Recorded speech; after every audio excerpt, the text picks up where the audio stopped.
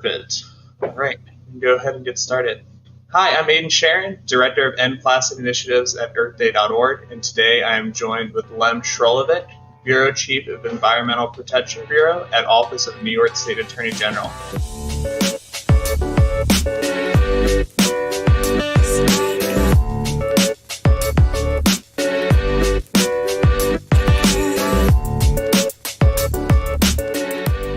How are you feeling today?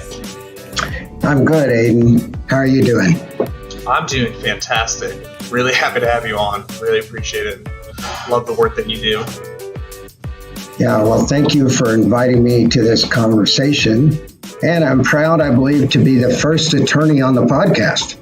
Yes, first, I believe you are, yes. Well, hopefully I'm breaking some ice here today.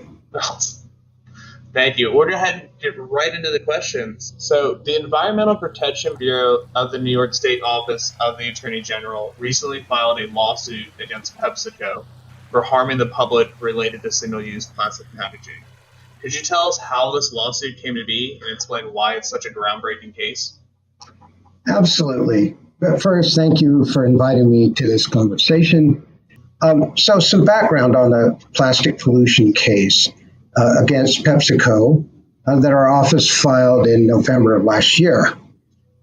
We first became engaged on plastic pollution about 10 years ago in response to studies that started being published by scientists showing microplastics and a significant volume of microplastics in Lake Erie and other water bodies in New York State.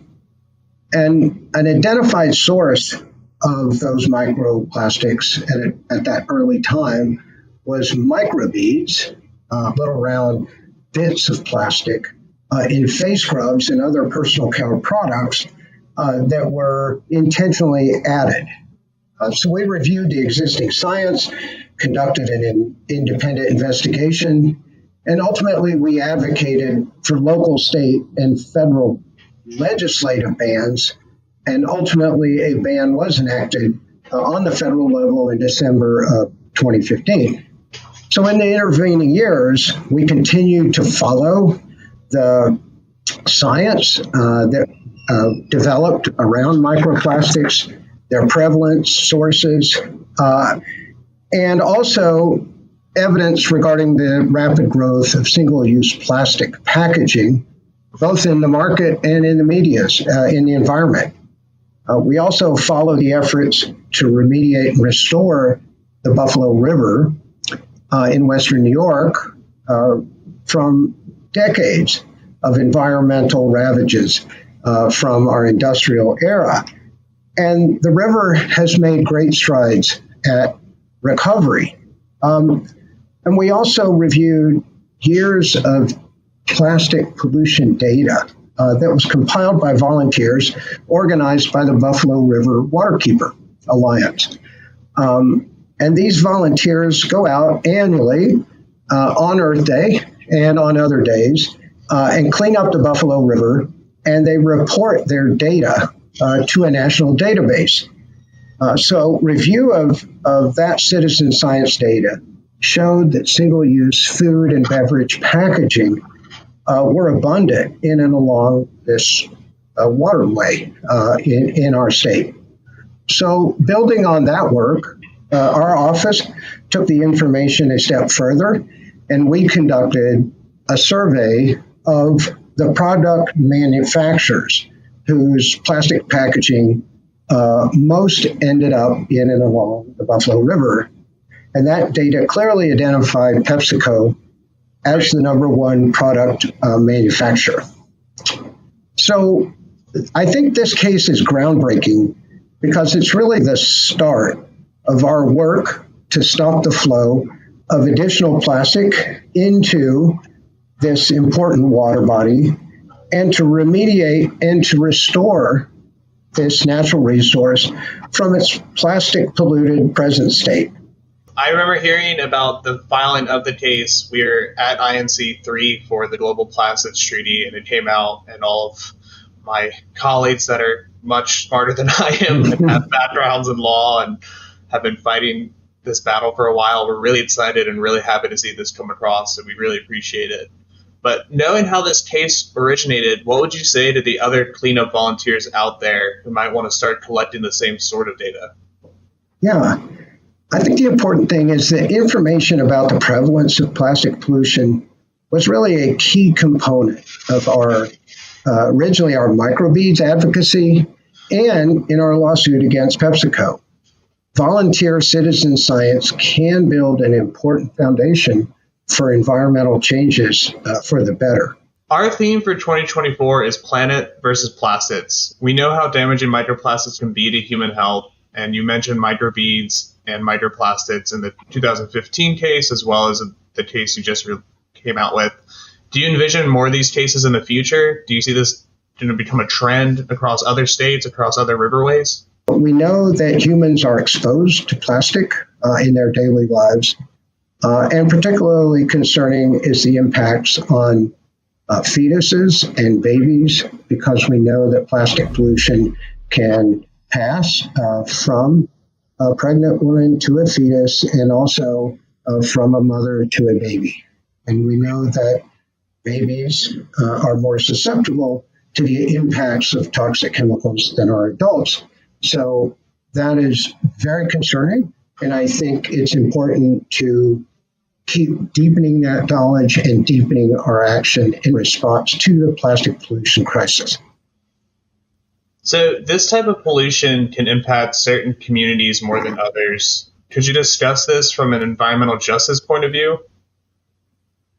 I think for me, the environmental justice elements of global plastic really became clear several years ago when a multinational petrochemical company called Formosa Plastics obtained a federal permit from the U.S. Army Corps of Engineers that would aid it in constructing an enormous petrochemical complex in St. James Parish, Louisiana, that was designed to convert natural gas to chemical building blocks for plastic. And the St. James Parish, more broadly, is in the center of Cancer Alley. That's an area in the United States that has some of the highest incidence of cancer per capita, and is home primarily to low-income and African-American residents. The specific district where the Formosa complex was proposed already has 13 operating petrochemical plants, and the population is over 85% Black. So the environmental justice implications and effects of that proposal were very significant. We thought they were of national significance. And in response to local opposition and lawsuits, the Army Corps of Engineers ultimately in 2020 suspended the permit and said that they would undertake a reevaluation of those. In that reevaluation process, Attorney General James led a coalition of other state attorneys general and the Attorney General of the District of Columbia and submitted a comment letter to the Army Corps advocating the importance of rigorous, comprehensive environmental review of that proposed facility under federal environmental law, and its importance for citizens all across the country, and including in our states. As a result of that and other advocacy, the Army Corps determined to require a full environmental review, and to this day, that process and that project has not proceeded. Do you believe that we need a UN treaty on plastics? Why so? Yes, I do. I think an international treaty is needed. And that's really because plastic pollution is a global environmental and public health problem. It's deeply interwoven with climate change, with biodiversity loss, with environmental injustice, I think, across the globe. And an ambitious international treaty, for example, one that does truly address the entire life cycle of plastic, from production to disposal, as I mentioned, would really have a significant impact. And while much can be done within our national borders, within our state borders, to address plastic pollution, it really also has an international dimension, because plastic produced in one country ends up in another. Plastic waste generated in one country ends up in another. And in our increasingly global economy, products that are manufactured can be manufactured anywhere in the world and end up on our local store shelves. So I think a strong, comprehensive international treaty is really, really important. Thank you so much. So your PepsiCo case brought a lot of hope to the environmental community. I got to see it firsthand. It was really exciting how fired up everybody got. Like, everybody wanted to cheer, but they weren't allowed to yell too loudly. So it was really funny seeing like little pep steps like that. But how do you feel about the current state of play? And do you feel optimistic for the future? Optimistic that we can start trending towards a plastic-free future, or at least a plastic-less future? Well, I think the environmental challenges that we face are daunting, from climate change to the plastic pollution crisis to environmental injustice and inequity. But I've been an environmental lawyer now for a little bit over 30 years, and I've seen major environmental improvement during those 3 decades. When I was a kid, I grew up in the southern United States, and I was outdoors a lot, and I liked to fish and row my inflatable down creeks. Oh, where are you from? The Chattanooga, Tennessee area. Gotcha. So down along the Tennessee River and its tributaries. And unfortunately, when I was a kid, there was raw sewage in those waterways. There was untreated chemicals. And the air pollution in that region was worse at the time than the air quality in New York City from very large-scale burning of coal to generate electricity by the Tennessee Valley Authority. Much of that has changed. Back then, bald eagles were endangered. We really never saw any. Mm-hmm. And now, when I travel along New York's Hudson River, back and forth between New York City and Albany, which I do quite a lot, I very often see not just 1 or 2 bald eagles, but many. And that gives me hope every time. So, our environment, our waterways are facing new challenges, like the plastic pollution in the Buffalo River. But we have the tools to better protect our environment and to help nature restore its health. We just need unswerving commitment to deploy them. Right. To pivot a little bit, can you talk us through why you're suing the world's largest beef producer? Sure. There are a number of factors. First, responding to the climate crisis presents economic activity as we pivot our economies away from fossil fuels and toward a more sustainable production system. And that opportunity can be exploited through what we call climate change greenwashing.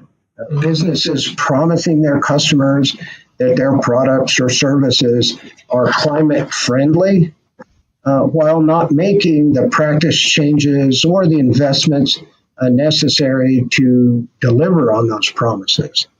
And JBS is a good example of this. JBS is a leading global meat company that claimed that their enterprise would be net zero by 2040, meaning that by the year 2040, their net greenhouse gas emissions from all of their operations and from their entire value chain, supply chain, would be zero.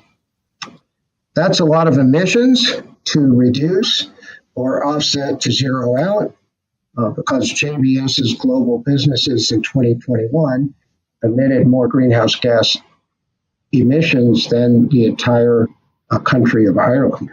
Oh my God. So after JBS made this claim. A public interest group filed a complaint against the company with the National Advertising Division of the Better Business Bureau's national program. That's a group of an industry group of advertising and marketing professionals that review marketing to consumers to ensure that the marketing is not false or misleading. Right. This National Advertising Division found that JBS's net zero by 2040 claims were unsubstantiated, which means that the company did not have a reasonable basis for making the claim and potentially misleading its consumers. And that finding was upheld after an appeal process that JBS initiated. Despite that ruling, JBS continued to make its net zero by 2040 claims to consumers, including at a Climate Week event in New York City last fall. Addressing greenhouse gas emissions from the agriculture sector and animal agriculture in particular is really an important part of the global response to the climate crisis. It really has to be because the global agriculture, along with forestry and other land uses, account for nearly half of anthropogenic methane emissions and around 13% of carbon dioxide emissions. So it's quite a lot in that sector.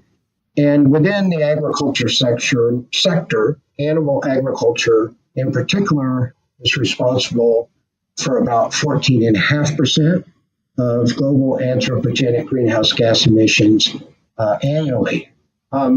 So significant emissions, a very strong claim that we think is misleading to consumers when the company doesn't have a realistic plan to meet that goal. And I'd note we do wholeheartedly support businesses, doing whatever they can to reduce greenhouse gas emissions and to report them.